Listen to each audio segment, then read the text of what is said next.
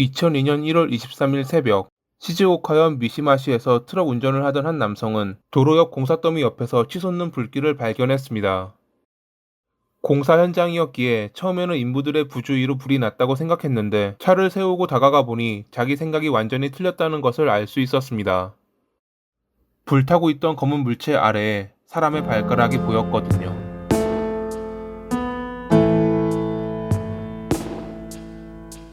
경찰이 현장에 도착했을 때는 이미 불길이 거의 꺼진 뒤였습니다. 표면 전체가 옷과 함께 그을려 몸을 굽히고 누워있던 것은 사람이 분명했죠. 키 155에서 160cm 정도의 여성이라는 것을 제외하고는 신원을 확인할 만한 것들은 발견되지 않았습니다. 현장 부근엔 싸움의 흔적이 없었기에 처음에는 스스로 목숨을 끊었을 가능성도 염두에 두었지만 부검 결과 시신의 점퍼 소매와 입가에서 테이프 자국이 발견된 것과 현장에선 불을 붙일 만한 물건이 발견되지 않아 살인사건이라 결론 났죠. 등유 같은 것에 뿌려져 산채로 불탔다라는 부검의의 소견은 사건을 맡은 형사로 하여금 혀를 내두르게 했습니다. 이런 사건의 경우 신원을 확인하는 것이 급선무인지라 형사는 인근 지역에서 발생한 실종 사건을 확인했고 어제 저녁부터 딸 야마네가 귀가하지 않고 연락되지 않는다는 실종 신고를 눈여겨보았습니다. 형사는 그녀의 부모로부터 개의 물품을 건네받아 지문을 확보했고 피해자의 지문과 대조한 결과 그녀라는 것이 확인됐죠. 지문의 경우 높은 온도에서 장시간 가열되면 변형되거나 일부 소실되긴 하지만 완전히 소멸하지 않기에 이를 확인할 수 있었다고 합니다. 가미치 단기대학 1학년이었던 그녀가 저녁 아르바이트를 마치고 집으로 돌아오던 중 범행에 휘말렸다고 보았던 형사는 일단 원한 관계를 조사했습니다. 자전거를 포함해 그녀의 물건들이 사라지긴 했지만 물건을 노린 강도라고 보기에는 범행 수법이 잔혹했기 때문이었죠. 아무래도 불에 태워 죽이는 소살은 그리 흔하게 일어나는 범행 수법은 아니었으니깐요. 하지만 야마네를 아는 이들은 하나같이 원한 관계가 있을 수 없다고 말합니다. 그녀는 겸손하고 상냥하며 성실해 누구에게나 사랑받는 성품이라 절대 그럴 리 없다는 것이 지인들의 주장이었습니다. 그렇다고 사귀는 남자친구도 없었고 치정에 의한 살인이라 보기에도 어려웠습니다. 그녀가 발견된 장소는 공사가 진행 중이긴 했지만 당시는 새벽이었고 인적이 드문 곳이라 목격자는 존재하지 않았습니다. 현장에는 타이어 자국이 남아 있었지만 흔한 제품이었기에 범인을 특정짓기는 어려웠죠. 수사에 진전이 없는 가운데 형사는 부검의로부터 그녀의 몸에서 범인의 것일 가능성이 높은 DNA를 발견했다는 소식을 들었습니다. 중요한 단서가 나오자 일단 전적이 있는 성범죄자들을 대상으로 DNA를 비교했지만 일치하는 이는 없었습니다. 형사는 포기하지 않고 지역에서 자주 말썽을 부린 이들 중 범행 당일 알리바이가 없는 이들을 중심으로 조사했고 몇몇 의심되는 용의자를 추려 DNA를 확보했는데 사건 발생 6개월 뒤인 2002년 7월에 드디어 일치하는 이를 발견했습니다. 그는 사건 이틀 뒤 저지른 뺑소니로 체포돼 1년 6개월의 징역으로 수감 중이던 하토리 주냐라는 남성이었죠. 그는 처음에는 야마네와 만난 적이 없다며 범행을 부인했지만 사건이 있던 날 저녁에 편의점에서 만나 합의하에 성관계를 했다고 말을 바꿨습니다. 다음날 신문 중에는 그녀를 차에 감금했지만 함께 있던 외국인이 살해했다고 주장하더니 이내 본인의 단독 범행이라고 자백했죠. 1972년 2월 21일에 홋카이도 가마카와에서 다남매 중 차남으로 태어난 하토리는 폭력적인 아버지와 파친코에 빠진 어머니 밑에서 자랐습니다. 열악한 가정 환경에 그는 엇나갔고 중학교 3학년 때는 절도하다 걸려 초등소년원에 송치됐죠.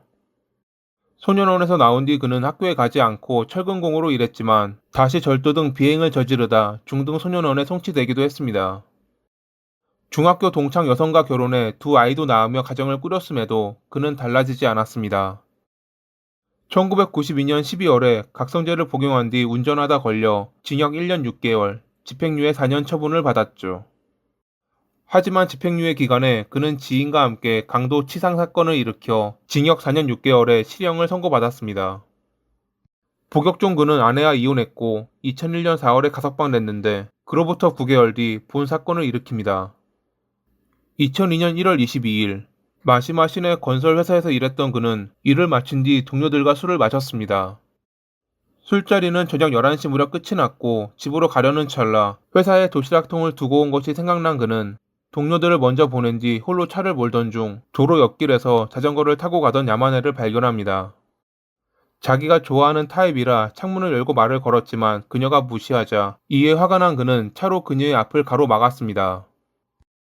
야만 애가 소리를 지르고 도망가려 하자 입을 막은 뒤 강제로 차에 태운 그는 공포에 떨고 있는 그녀에게 내 얼굴 봤지? 차 번호도 봤잖아. 경찰에 찌를 생각 말어. 죽는다. 라고 말하며 위협했습니다.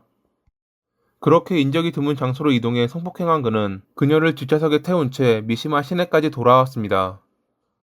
처음에는 위협을 하긴 했지만 눈에 띄지 않는 장소에서 풀어줄 생각으로 주변을 돌아다니고 있었는데 가끔 함께 각성제를 했던 지인으로부터 약을 구했으니 주사기를 갖고 오라는 전화가 걸려옵니다. 각성제를 할 생각에 흥분한 그는 빨리 그녀를 풀어줄 장소를 물색했는데 불현듯 만약 그녀가 신고하면 다시 교도소에 가게 된다는 불안감이 몰려왔고 결국 그녀를 살해해 입을 막는 것이 최선이라는 결론에 도달했습니다. 증거를 남기지 않기 위해 어떤 방법이 좋을까 생각하던 사이 주사기를 가지러 어머니 집에 온 그의 눈에 등유통이 들어옵니다. 불태우면 증거가 남지 않으리라 생각한 그는 등유통을 차에 실어 주변을 돌던 중 23일 새벽 2시 무렵 도로 옆 공사 현장에서 그녀를 살해했고 다시 어머니 집으로 돌아와 등유통과 테이프를 놔둔 뒤 지인들과 합류해 각성제를 했습니다.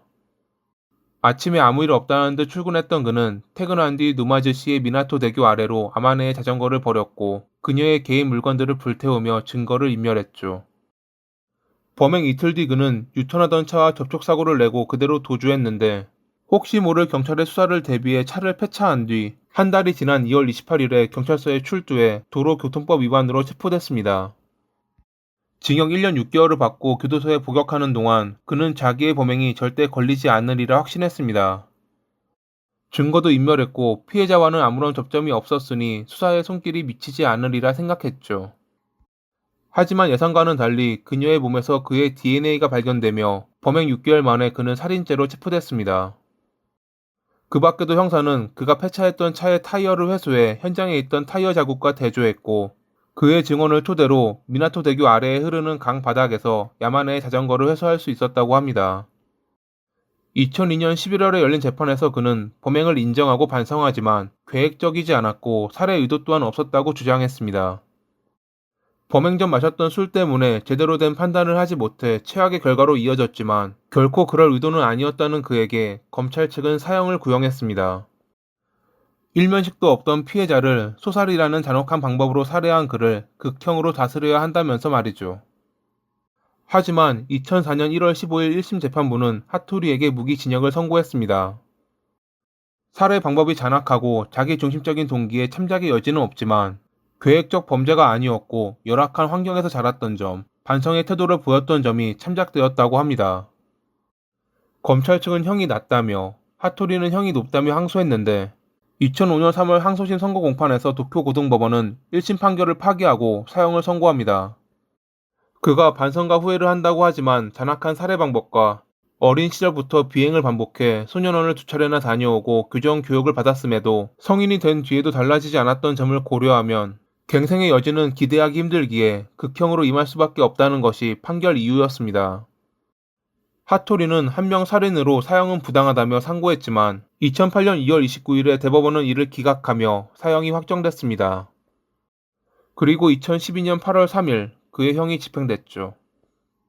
실제로 한 명 살인으로 사형까지 처해지는 것은 극히 이례적인 경우긴 하지만 개인적으론 그가 저지른 잔혹한 범행에 당연한 판결이지 않았나 합니다.